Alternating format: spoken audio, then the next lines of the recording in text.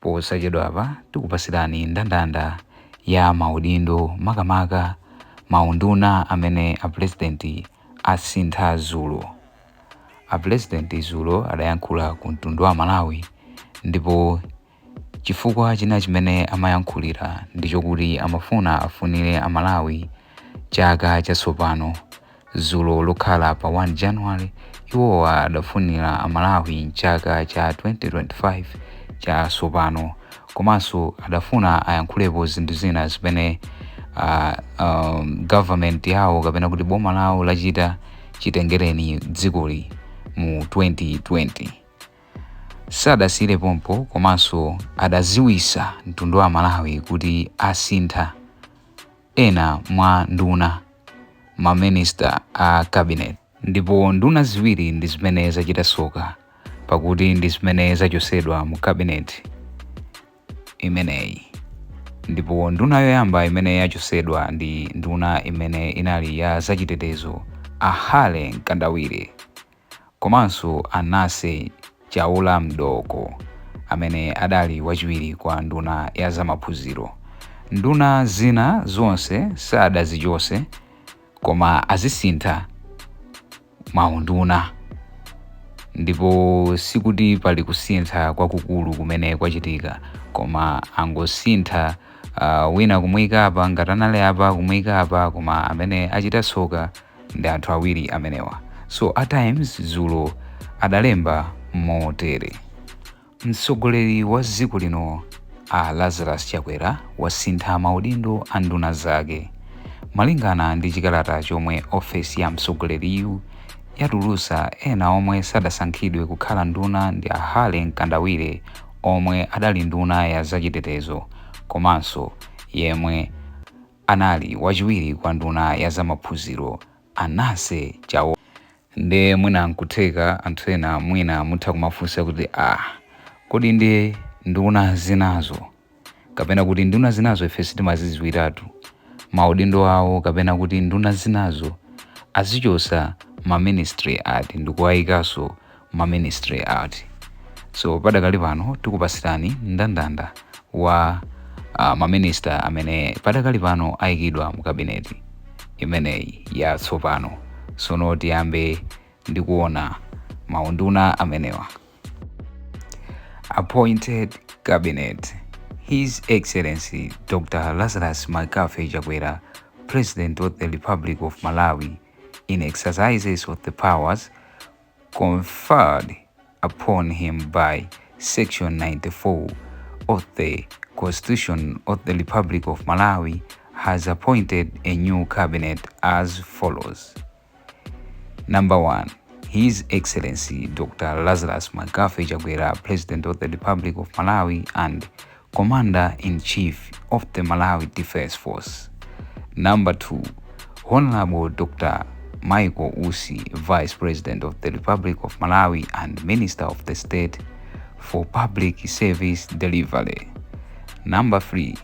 Honorable Simplex Chichola, MP, Minister of the Finance and Economic Affairs. Number 4. Honorable Sosten Alfred Gwengwe, MP, Minister of the Trade and Industry. Number 5. Honorable Samuel Kawale, MP, Minister of Agriculture. Number 6. Honorable Ezekiel Peter Chingoma, MP, Minister of Homeland Security. Number 7. Honorable Nancy Tembo, MP, Minister of Foreign Affairs. Number 8. Honorable Kumbo Kandodo Chiponda, MP, Minister of Health. Number 9.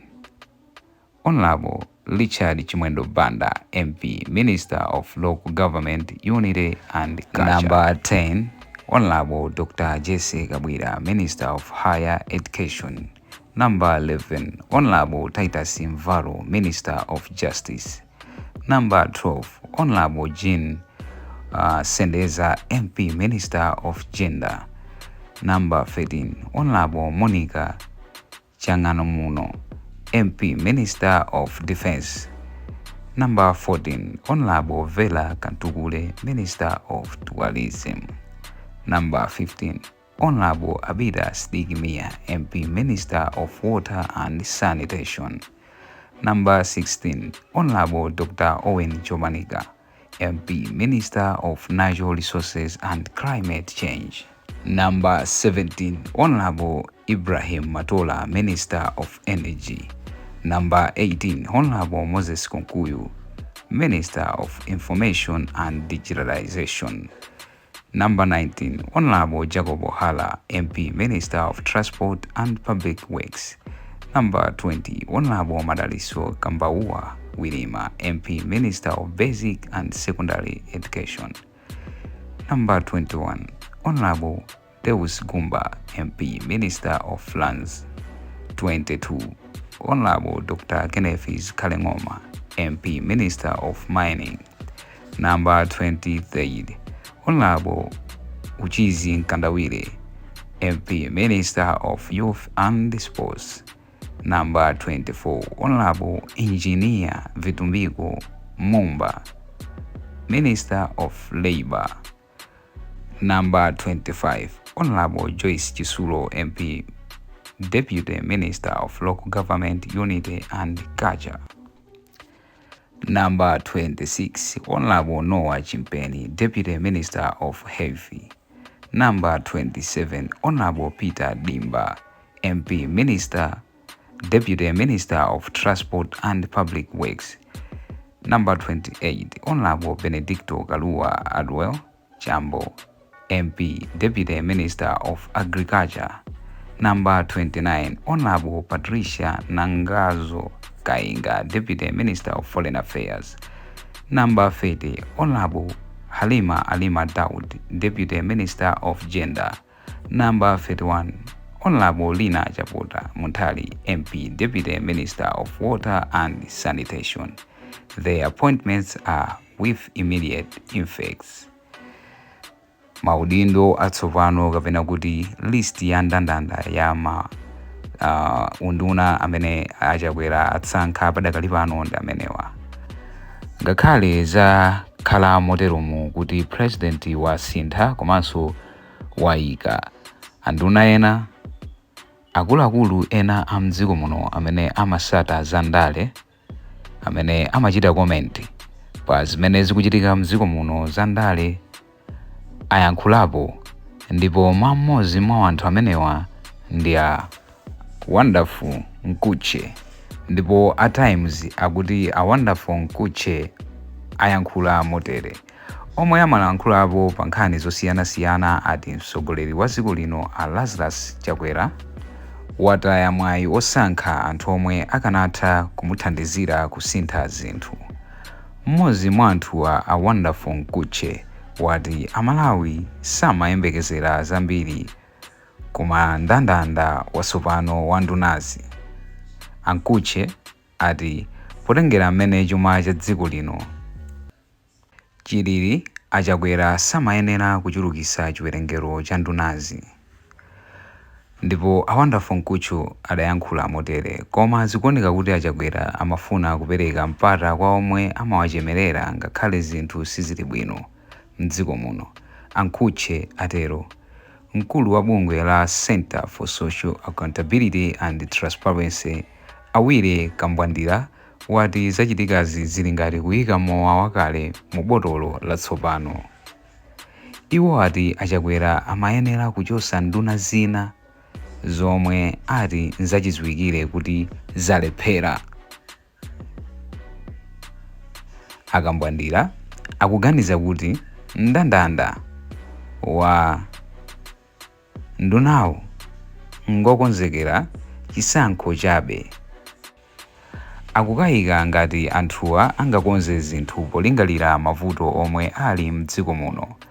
Achakwera abwenzeretsa nduna zambiri maudindo awo pomwe zina angozisuntha.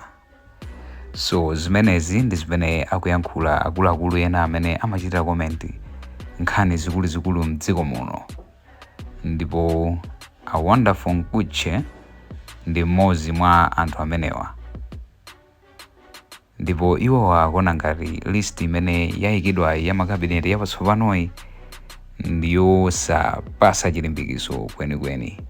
Ndi awo amene ali m'musiwa ndi ena mwa makomenti amene anthu akuchitapo pa decision kapena kuti pa zimene zachitikazi pa kusankhidwa kwa nduna zina komanso pa kusintha kwa nduna zina. Taonani makomenti a anthu kuti pa nkhani iwo akutipo chani.